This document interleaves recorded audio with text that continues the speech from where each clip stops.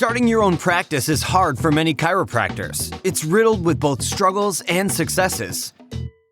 But here at the Chiropractic Philanthropist, we make it easy by having chiropreneurs and entrepreneurs share their struggles and lessons learned in life and business so that you don't have to make the same mistakes. And now here's your host, Dr. Ed Osborne.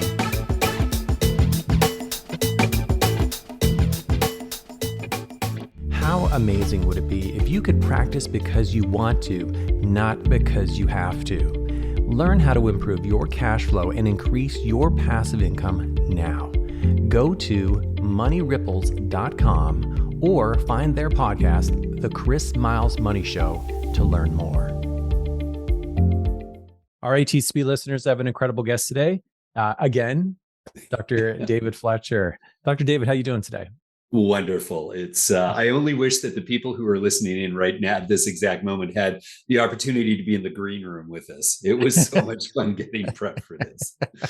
That's right. We spent the last 30 minutes just catching up, and now, and now, I mean, we get to actually have a really valuable discussion for chiropractors or anyone who's listening that's an entrepreneur.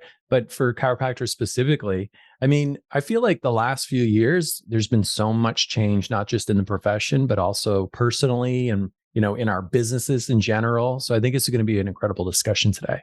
Yeah, I'm looking forward to it. Lots to share. So Doc, you know, over the last year or so, like, what would you say is like one of the biggest changes or pivots that CLA has had to make over the last 1 to 2 years? You know, I think that if we look back 2 years, it's how the time flies. I think that we really had a remarkably strong company, and you and I discussed this just a bit in the pre-roll, was that in the past 2 years, what we've done is streamline what we thought was already streamlined. Mm-hmm. And I know that that's awkward, but it's so interesting to have a very successful company and then try and see what's holding it back from going forward. And so we invested the time. We started working with even more interesting right people who were way smarter than we were when it came to looking at systems that could be streamlined and could be integrated into it. And I think that we used our time wisely. You know, the world was on a bit of a pause. We didn't shake up our sales side, but we managed really on how we can support people. Like focusing on the customer service side was really powerful. And so, if I could say what we came out of it with, Ed, it was really a reflection on that we were doing well, but we could be, you know, the good to great principle was what was driving us. I mean, so many people have had, like docs have had to make a pivot over the last year to 2 years. Do you feel like things are kind of leveling out now, that there's a little more certainty? Yeah, you know what's great? I was giving a class, where was I? I was in Wisconsin this past weekend. And I started the class or the lecture with this concept of, I've got wonderful news for you. And one of the luxuries that I have is that, you know, we service a very wide constituency, many, many different countries internationally and otherwise with this scanning tech. And along the way that I'm looking at you know, meeting individuals, I also look at their data. And what the data tells us, which is associated with the number of new patients they're seeing and the number of retention-based examinations that they're doing, that's our hood, right? Is the wonderful news is that, you know, this could be that moment in time that chiropractic has finally reached its point where people understand us for what we were meant to be. Yes. It's fascinating to look at it statistically. And you and I both know, you know, we've been in this game a long time. It's like, these are the best of times, you know, but honestly, the statistics are starting to show exactly that. There was the natural March 20, April 20, whatever else. I think we all thought the world was collapsing business-wise or otherwise as it started. And I was very surprised as we entered into sort of, you know, later 20 about how things started to level out for chiropractic, meaning it wasn't a decline, it was a leveling process. And there was actually the start of a little bit of a, I would say, hockey stick recovery. Long before the rest of the world was in recovery, people were starting to seek out chiropractors. Now, this goes mostly, you know, in the US side of things where they had a little more open society. And what was fascinating was that we could watch the number of new patients. And as we were taking a look at new patients, Ed, we started to see that there wasn't just new patients coming in, but they were age related. We started to see that families were coming in under this new patient guidance. Well, that's pretty interesting to see there, but what are you going to do with them? And here's what was fascinating. was that we started to see the retention, which is the progress of every 12 visits, we do a re-exam. So you can literally track how long a patient is under care. And we started to see the phenomenon of where there was retention starting to show up.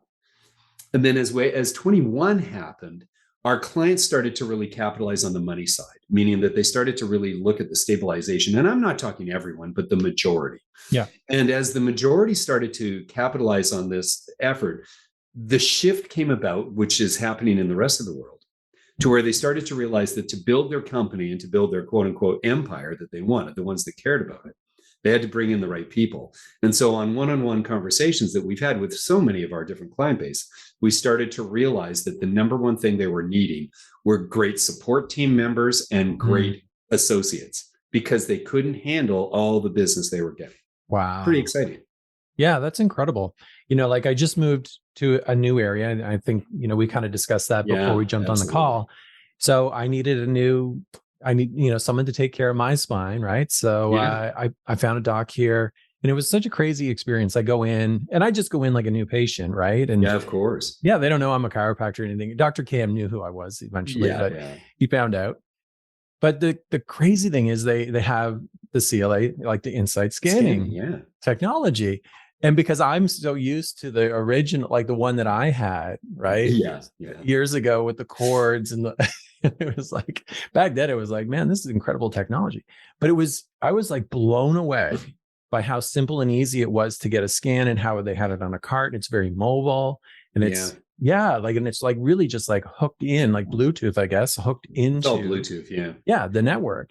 So for me, it was like a really crazy experience. So I must imagine that has to be a big piece. I would think, as a new patient who's never experienced chiropractic before, that must be a big, kind of mind-blowing experience for them when they see that kind of technology being used in their in practices, right?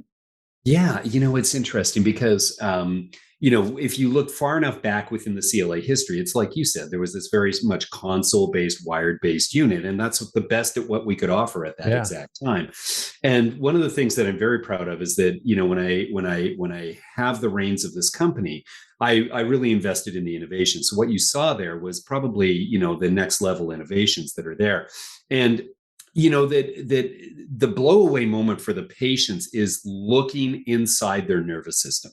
So as much as it's very exciting to sort of look at the technologies that are there, the reports that come out are really so visually enticing and so informative that the patients themselves are engaged almost immediately. And so this is this whole idea of, it's one thing to inform, but you want to inspire at the same time. Right. And so we've really put the effort into making sure that the wow factor comes into this. And so part of the wow factor is this interface that we do with the iPad. And then the second wow factor is that it makes sense, which shouldn't be a wow factor at all. But chiropractic is a little bit of a confusing story at times.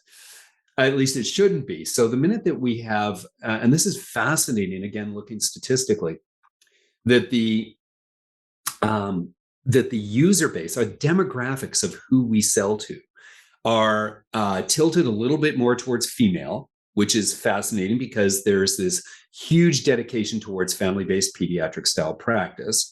And that the female-based doctors are generally under the age of 35, meaning they're usually within their first 5 to 7 years of practice, and they're very tech savvy, which means that they're enjoying the fact that they can leverage their passion for being at the top of their game chiropractically and see that they're using best of class when it comes to technologies that are specific to chiropractic. And so I think the wow factor really happens very quickly, when you get a chance to interface with great technologies and then show them what they're really supposed to see. How would Seth Godin, Gary Vaynerchuk, and Tim Ferriss create a chiropractic practice? The answer is The Payday Practice, a new book by Dr. Jeff Langmaid and Dr. Jason Deitch. The Payday Practice is the perfect solution for any chiropractic practice looking to generate monthly recurring revenue. This book provides a step-by-step process that is easy to follow and guaranteed to get results. Get your free copy today at thepaydaypractice.com. Don't wait, this offer won't last forever. The Payday Practice, recurring practice revenue the easy way. Head over to thepaydaypractice.com for your free copy now. Sorry, I just have to mute once in a while because I have this new puppy, right? And she's like Yeah. chewing on a squeaky toy. We love Lucy, that whatever poo puppy it is. It's Cavapoo. I know. I mean, I really, yeah, like I said, it was a real wow factor for me, even being someone who's a dog, but has not been in practice for some time. And then also just like the ease and flow in the practice because of that, it was pretty, I find like the new technology that's installed inside it or, implemented in these practices is a real wow factor, and they're very busy. So I love that, and it's all about impact and helping more people. But where do you see CLA like a year from now? Where do you see like the scanning tech? I mean, if that's where we are now, where do you see the scanning technology going in a year or 2 years from now? Well, again, I hate to keep going back to it, but you can look at trajectories, in your sales. And so we have purposely tried to associate with the movers and shakers, the thinkers within the profession who are definitely going out, not just to, build a big practice, but to build a conscious big practice, one that's going to make a huge difference in the community. And so that means that they're focused on family. That means that, so when we designed the technology, we purposely built it so that anyone from a newborn to a great grandparent could be scanned effortlessly in the same format. So we know that the data that's coming out and the exams that are being done are focused on what we know matters in chiropractic, and that's the tone of the nervous system. So it took a long time to get that ship turned around because, a lot of chiropractors think spine first. And so the cultural shift that we were able to really initiate is this sort of nerve first approach, think what's going on in the nervous system and then associate it with every organ system, spine included. So you asked the question about where we were. It took a long time to get that sort of neuro age of chiropractic inculcated into this whole concept of what we know is where chiropractic needs to go to have its place within the public. And so we're starting to see that trajectory come about now. And so I think that if you take a look back when we graduated and before we graduated and everything else, the technology of choice in those days was that everybody who graduated got an X-ray machine. Yeah. And so there's nothing wrong with X-ray. It's just that it keeps the story focused on structure, and then you have to be pretty skilled to take it the next step. And so when we start the relationship at the nervous system, then add X-ray if we want to at sort of a second point, I really see that the ease at which people can be scanned, the wow factor you talked about, and the price point, my gosh, which should be almost in the accelerated incline, we've been able to not only keep it lower over the course of years because technology is on our side with that. I think that the ease of getting into scanning, the ease in which you're going to do it is going to make it the number one examination strategy that will then lead the pack for doing everything from posture to X-ray to whatever else. But I think that looking at the nervous system in a consistently perfect way, reproducible and otherwise, is finally going to be that step. And so I really see that, we just invested in getting, they're putting a new roof on my house, they'll go away.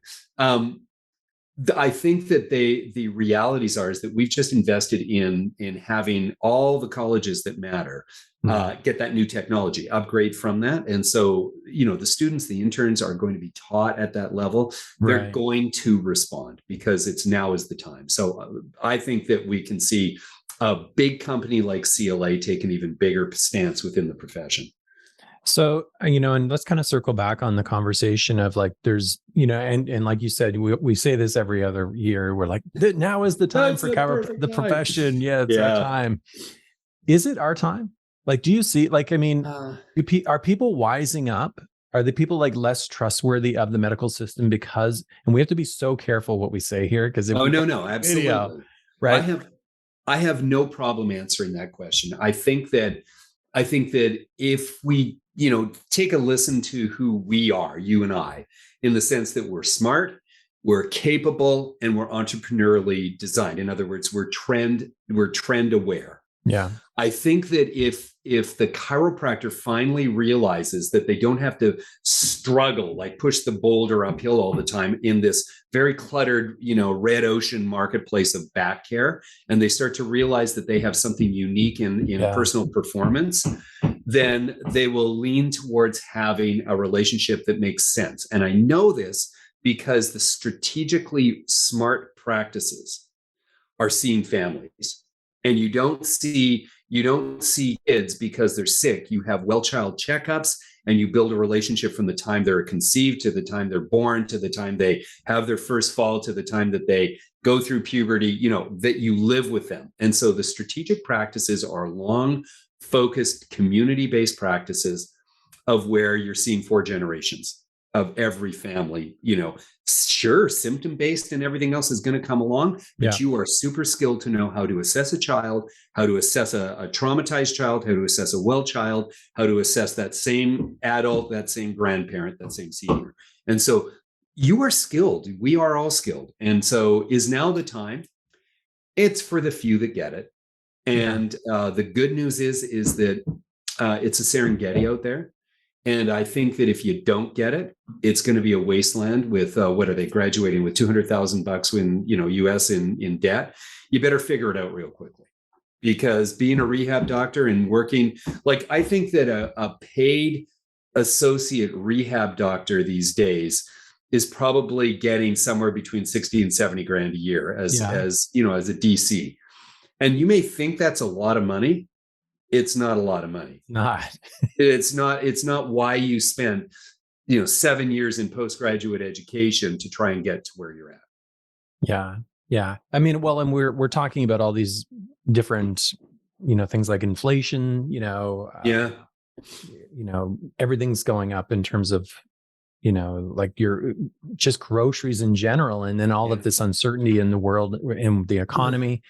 I really do feel like this is our time as a profession, that people do have a little bit more distrust now of the other professions. And well, let's jump on that for just a second, because I'm not even sure it's distrust. It's disassociation. I think the distrust comes a little bit later. I think that distrust sort of is an okay term, because it sort of speaks to the angst or the anger that people felt when they put all their eggs in one basket and it turned out. And here's my most positive. Medicine went into the whole last couple of years with the intention of making medicine not diabolically, but using medical strategies, epidemiology, evidence-based medicine, everything from vaccinology to everything that was going on that they could do in a pathogenic model to manage a pathology. And I think that, I don't even want to talk about how they corrupted, or public health got corrupted and whatever else. But I do think that behind the scenes, the intention was to say they truly believe they had to save mankind from the pathology. Right. I don't believe that's different than the person on there. And they drank the Kool-Aid. And the problem is that the answer, which we're seeing now, is that there is an endemic relationship of any biological pathogen like that, and it has to burn itself out, work its way through, and become endemic within it. You're going to get it 3 times. I'm going to get it 3 times. And it's just going to happen like it did with the other flu. And, here's what the public learned from that. It's not that hard. The strong survive. Yeah. The strong survive. The strong have what it takes. Yeah. And chiropractic's a strengthening process. And I want everybody to hear that. Chiropractic isn't a pathogenic model. It's a salutogenic model. It's a strengthening and enhancing process. And so, I was at this conference, and I don't know if you've ever interviewed Mike Hall. No, I haven't. Oh my gosh. Mike is a curmudgeon. I love Mike, and he and I are best of friends, but he likes about 5 people in the world, but loves everybody in the world. And I'm lucky that I'm one of the likes. And, we talk about it, but, he pretty much wrote the textbooks and wrote the teaching on how neuroplasticity is the relatable concept within chiropractic. Wow. And so we were having this great conversation about this idea behind care planning. And, we're in the hallway, I'm giving a lecture, he's coming up behind me and blah, blah, blah, the rest of it. And he was giving this, he was talking about how a neurosurgeon, colleague friend of his down in Dallas had unfortunately cut a tremendous piece of his hand apart, and that they had great plastic surgery and hand surgery to put it all together again, but then sought chiropractic to strengthen his recovery. Wow. And so, the focus was on this neuroplastic improvement. And Mike and I were talking about it, and I was just chomping at the bit to ask him, and he was going to talk with me about what his impression of neuroplasticity was. And the thing is, we know it happens through two dimensions, time and repetition. But, everybody has this time window that says, over time, the nervous system reorganizes itself and blah, blah, blah, that goes along with it. But Mike and I agree on one thing is that dabbling in chiropractic is not effective. But taking it as this really enhanced experience and throwing everything you can for the most traumatic cases means that you see somebody not once a day, but twice a day and 3 times a day if they require it. Like not being afraid to realize the power that you have in your hands to re-engage that nervous system so it engages the healing. Why am I saying that? I think that people who get care planning, who get the value of chiropractic, and who understand the impact that it has in being a new trust model. You use the term distrust, and I'll just counter that with disassociation.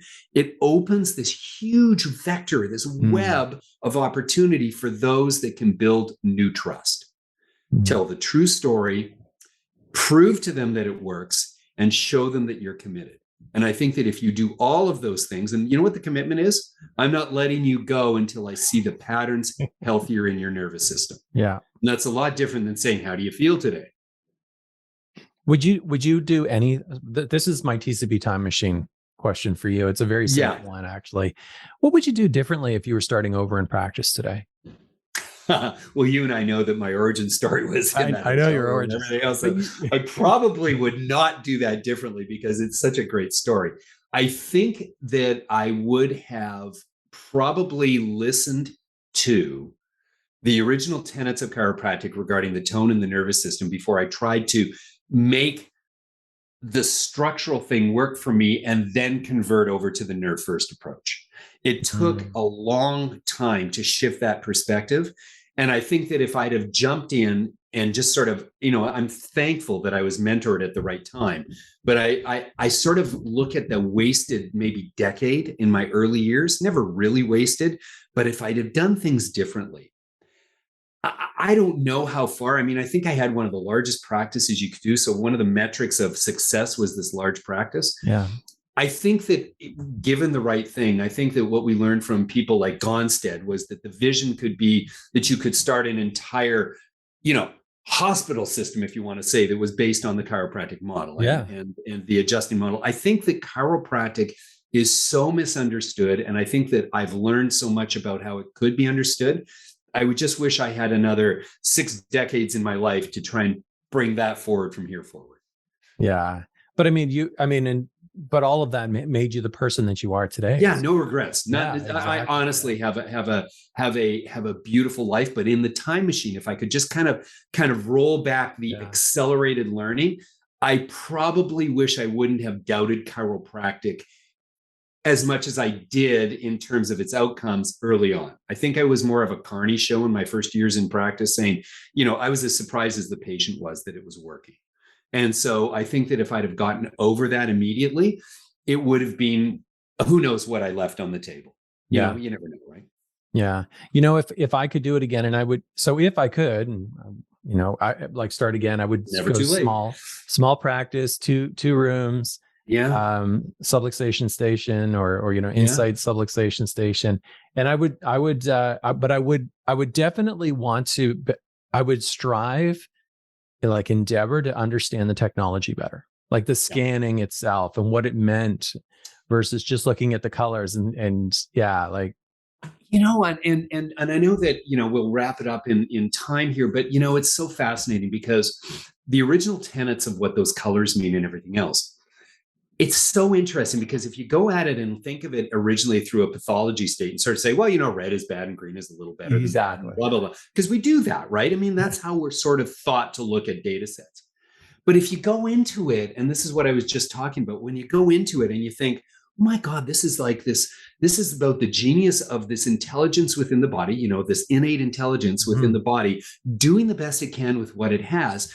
And it is strategically trying to erase those subluxation patterns, but it can't do it on its own. Yeah. And so you start to see this intelligence of the body reorganizing to the best of its ability. And then you introduce these powerful adjustments in sequence, and you start to watch life return, not even neurocompetency return. You start to allow yourself to see this vivification, as Dr. Sid always talked about it, come to life. And you're like, oh my goodness, this is what it's supposed to be. And so scanning gives you this window into this intelligent design that's working better. And it's just so powerful when you get that concept in play. Instantaneous, the result. Like, I mean, like a picture, a painting, if you will, of exactly how someone is responding or not responding, or even just like how they're adapting, like their nervous system. I love this conversation too about taking things, addressing the nervous system first, and then addressing the structure second, which I was doing the opposite. Oh, I think almost all of us do, because that's our educational process. We're sort of built under this idea that bone out pinches nerve causes a problem. and what we really start to realize very quickly is very much, and this is, Chris Kent, my mentor, always taught me the three most important things that every human needs to know is that the body is self-healing, the body is self-regulating, and number 1 and 2 only work if there's a competent nervous system. And so if you buy into this principle of logic, it's self-healing, self-regulating, but they have to be organized through a nervous system. So why not look at the organ system called the nervous system first, but never neglect anything else? Like, never neglect the other side, because, well, you're a human being, but start with the nervous system. Yeah, I love it. And so Doc, who are you excited about? Who are you following right now? And it could be in the profession or just, in the world. Like, I'm a big fan of Jordan Peterson right now, but who should every doc just maybe go check out, start following, start listening to, watching? It's a fascinating storyline that's there. I've been really focused on leadership, and it's sort of this, I know that this isn't going to really resonate that well with it, but I've watched leaders fail. Like, my interesting thing isn't to be motivated at this moment, but I'm watching leadership fail.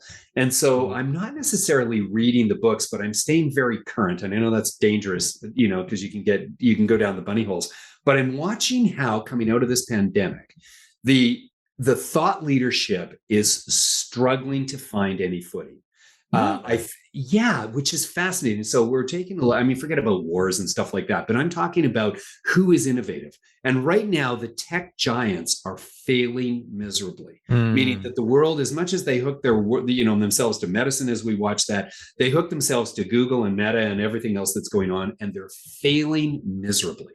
They're not the panacea for humankind that's there. And I think what we're starting to see is that people are starting finally to look at self acceptance, not regulation or anything else. They're looking at you did it. We had this conversation in the green room, and we're no different from it, is that there is a whole different metric into how people are viewing their lives. And I think that if I could say what I'm listening to, or thought leaders that I'm there, I'm a huge fan of being current with some things like listening to public radio. Now, not public health radio, but public radio, and not CBC, because they're tilted too far one way. But when you start to allow yourself to get into the podcasts that matter, and that there are people looking at the politicization of healthcare and otherwise, it's a milieu of what's out there. And you have to be a very, very, very capable consumer. And so I can't really give the direction exactly for who I want people to listen to, because that would be wrong. But I do say, be alert, be aware, and be adaptable. And those are the most important things that you can do in today's world. So I have a confession. My boys always make fun of me in the vehicle now, because for the last year, I've been listening to AM radio. Okay, very good. You know what? Just get into pop and mistakes, because that's AM radio, right? But talk shows, some of the just more opinions, it's interesting. I find it, because I'm a big podcaster, I listen to a lot of podcasts, but I have found that podcasting, it's a little bit more commercialized now. I do like and I also like to stay current. I never really like to prefer to stay current in politics, but I do like to pay attention now. It's interesting though. I like it. I don't love the political outcomes. I find it, like I said, I find this interesting because, it's an oxymoron to use the concept of thought leadership. In fact, I find that whole idea offensive, for this idea that there's thought and leadership. But I do love this idea that there's a very changeable world going on right now. People are very disrupted. And, out of this chaos, which is chaos theory, there's this coherence that will show up. And I'm fascinated to see where it's going to go. Yeah, I love it. I love it. So listeners, you can head over to thechiropracticphilanthropist.com. We'll have a webpage dedicated to our discussion with Dr. David Fletcher today. We'll also have links to resources, including his, CLA or Insights website, which is insightcla.com. And I'd recommend you head over there and actually check out the resources. There's a ton of resources there. You also have a blog, I believe, as well. And we're on Insta under Doc Fletch, and if they go into the resource section on insightcla.com, there's a very simple blog process that they can just jump into, and there's tons of resources, whether they be academic ebooks, if you're interested in understanding HRV or even thermography or things of that nature. Tons and tons and tons of clinical-based, practice-based information for free. Wonderful. Love it. All right. So thank you so much for being on TCP. I think you're like the highest return guest on TCP. Yeah, it's just like a piece of gum on your shoe, Ed. That's what it is. But we always have something to talk about, Dr. Fletcher. Yeah. Like, I mean, it's really important, and it's important conversations. Like it's not trivial stuff. It's important things that need to be said inside of the profession. So I appreciate you for giving back today. Oh, listen, I love the opportunity to connect with you, but connect with you through your network, which is huge within chiropractic. So I thank you. So you've heard the struggles, you've heard the successes, and this episode is done. But there's still so much more to come and so much more to learn. Head on over to thechiropracticphilanthropist.com and sign up for our newsletter, where you'll receive free practice building tips and strategies, including how to market your practice with your very own podcast and so much more. Thanks for listening, and we'll see you next time on The Chiropractic Philanthropist.